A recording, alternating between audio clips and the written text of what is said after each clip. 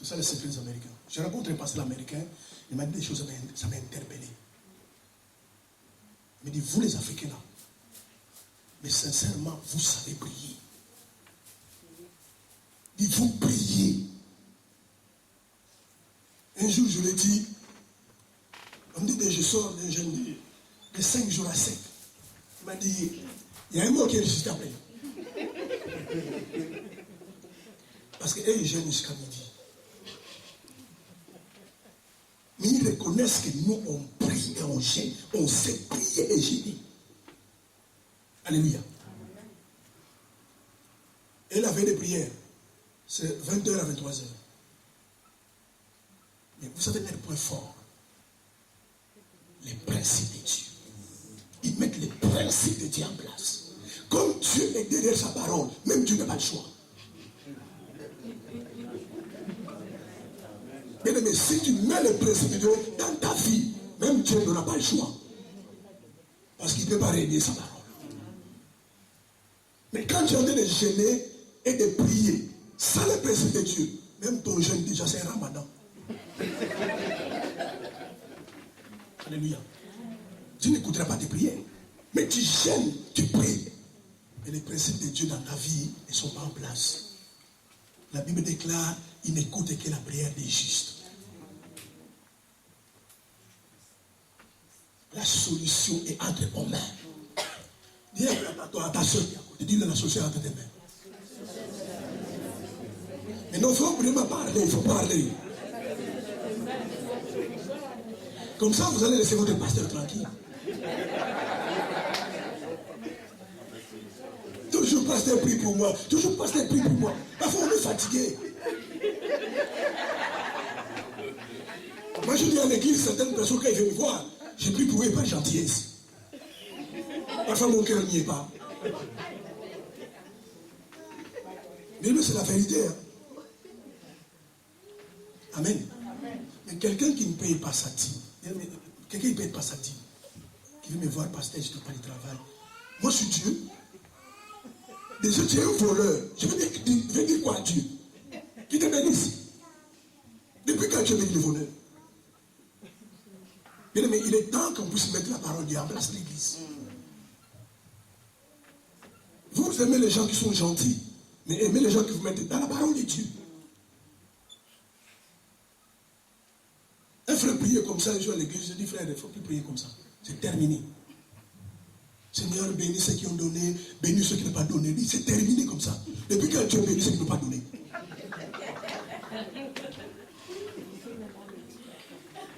Maintenant, si Dieu commence à bénir ceux qui donnent, et bénir ceux qui ne donnent pas, les gens vont dire, mais pourquoi donner? Parce que même si je ne suis pas donné, je peux quand même donner. C'est des prières émotionnelles. C'est des prières sentimentales. Alléluia. Pour faire plaisir aux gens, Seigneur, bénis ceux qui ont donné, bénis aussi ceux qui n'ont pas donné. Depuis quand Dieu bénit ceux qui n'ont pas donné? Alors que la Bible déclare donner, il vous sera donné. Maintenant, si Dieu commence à bénir ceux qui ne donnent pas, même moi, je ne donnerai plus. Si vous voulez que Dieu vous bénisse, donnez. Alléluia. La solution de beaucoup de problèmes, Zachée, frères et sœurs, c'est lui qui a trouvé la solution à son problème. Ce n'est pas Dieu. Tu fais la paix dans ton foyer, aimez ta femme. Et ma soeur, tu fais la paix aussi dans ton foyer. Sois soumise à ton mari. Il y a des femmes qui sont des rebelles. Aucun respect de leur mari. Ma soeur, pardonne-moi, mais vous êtes maudite. Vous êtes maudite. Vous savez combien de soeurs qui traînent dehors qui n'ont pas de mari? Qui gênent tous les jours, matin soir, pour que Dieu leur donne un mari. Et toi, Dieu t'a donné un mari. Mais sois soumise à ton mari. Amen. Après, quand il va aller dehors, tu commences à pleurer. Oh non, on va gêner, on va prier. Non. La solution à une femme, la soumission. Soit une femme, et en plus, il paraît que vous êtes des chrétiens. Mais une chrétienne, elle est soumise à son mari.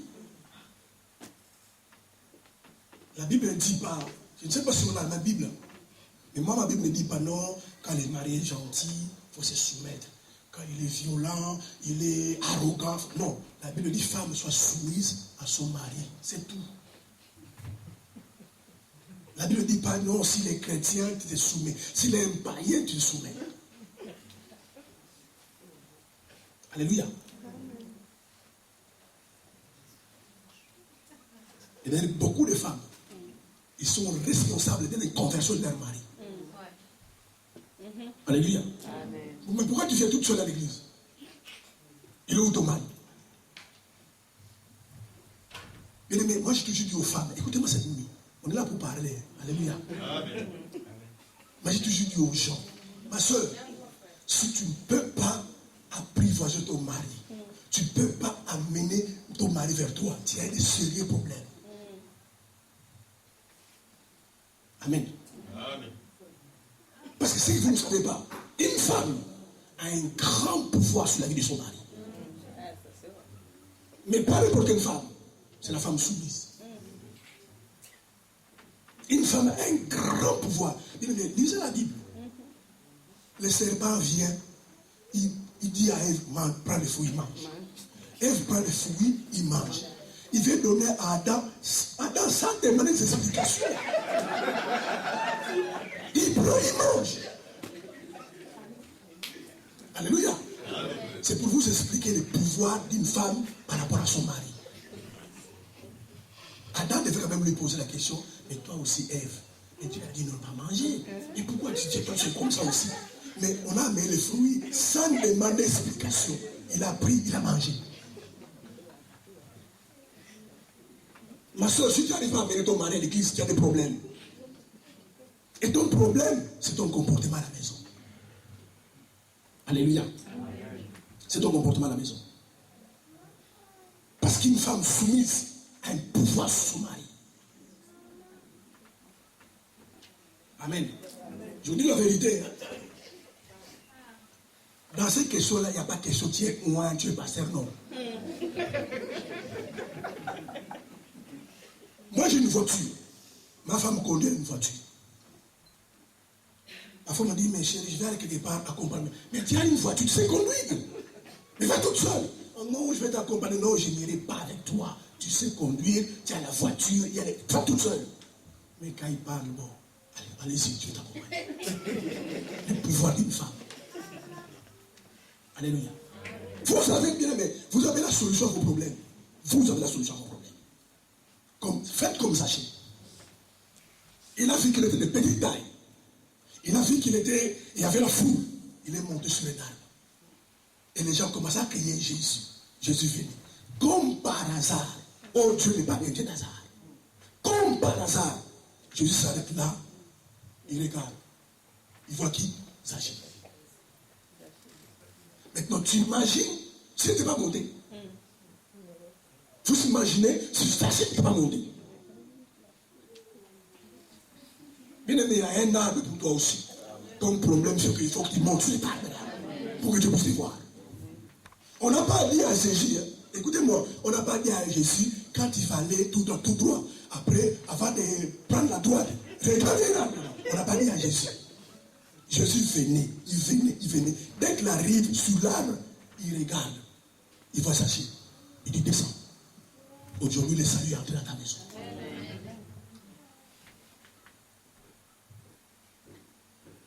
C'est sa sagesse, son intelligence, qui lui a poussé de dire que comme il y a la foule, comme je suis de petite taille, ma solution viendra d'un arbre. Alléluia. Aujourd'hui, les chrétiens ont un problème. Ils laissent tout tomber. Je suis découragé, je vais à l'église, je ne fais rien, tout ça. Et toi, tu fais quoi? Pour que tu puisses faire quelque chose, il faut que toi, avant, tu fasses quelque chose. Amen. Moins de problèmes sont découragés. Bien aimé, la vie chrétienne, c'est une vie de persévérance. Il faut persévérer. Et prenez le temps de réfléchir. Trouvez des solutions. Alléluia. Amen. Amen. Tu as fait un jeûne de 3 jours, une semaine, 1 mois. Tu n'es pas fatigué. Laisse d'abord le jeûne. Va t'asseoir. Qu'est-ce qui fait que mon foyer ne marche pas? Qu'est-ce qui fait que moi, toujours des problèmes financiers, quand il y a toujours des problèmes, on appelle au pays, on appelle ceci, les impôts. Alléluia. Même les factures de 10 ans, on les rêvait pour toi. Il faut que tu payes. Pose-toi la question, mais pourquoi moi j'ai que des problèmes financiers? Quand tu vas trouver, je pense que, parce que je ne paye pas la dîme, tu règles ta situation. Alléluia. Posez-vous la question. La facilité des chrétiens, donc, comme il y a un problème, on va prier. Mais on a prié. On t'a imposé les mains. Et pourquoi ça ne marche pas? Tu penses que tous ces pasteurs qui t'ont posé, ils n'ont pas l'onction. Mais parce que la solution est entre vos mains. Alléluia. Amen. Et ce soir, c'est le message que j'ai vu m'amener. Faites quelque chose. Bien-aimé, Dieu est prêt à agir avec les gens. Vous ne savez pas, bien-aimé, comment Dieu est fier lorsqu'il voit ses enfants bénis, prospères, qui avancent. Vous ne savez pas comment Dieu est fier. Il a présenté même, bien-aimé, c'est lui qui a fait la présentation de Job à Satan. Il dit, regarde mon serviteur. Quand est-ce que Dieu va te présenter? Dieu a dit à Satan, regarde mon serviteur. Alléluia. Haïssez les problèmes, frères et sœurs. Il faut haïr les problèmes. Ne vous accoutumez pas aux problèmes. Moi, de toute façon, tout le monde connaît mes problèmes. Prenez les fardeaux, donnez à Jésus. Alléluia. Mais dans beaucoup de choses, bien aimées, dans beaucoup de choses, nous avons la solution à nos problèmes.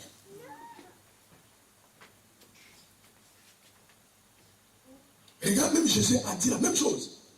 Après avoir prêché pendant une semaine, tout ça, les gens étaient fatigués, il n'y avait pas à manger. Jésus a dit, si vous les laissez partir, ils vont tomber en cours de route. Ils sont venus les voir, mais maître, on est en plein désert. On est en plein désert. Il n'y a rien à manger. Les gens sont fatigués. Vous savez la réponse de Jésus? Donnez-leur vous-même à manger. Amen. Vous voulez qu'on vous trouve des solutions à tout. Vous venez à l'église, vous ne priez pas. Vous ne gênez pas. Les programmes de l'église, vous ne venez pas. Soutenir l'église, vous ne le faites pas. Aujourd'hui, les églises se sont transformées en centre du mendiant. Les gens sont dit, donne-moi, donne-moi. Mais quand est-ce que tu vas donner? Amen. Mais Jésus est Dieu.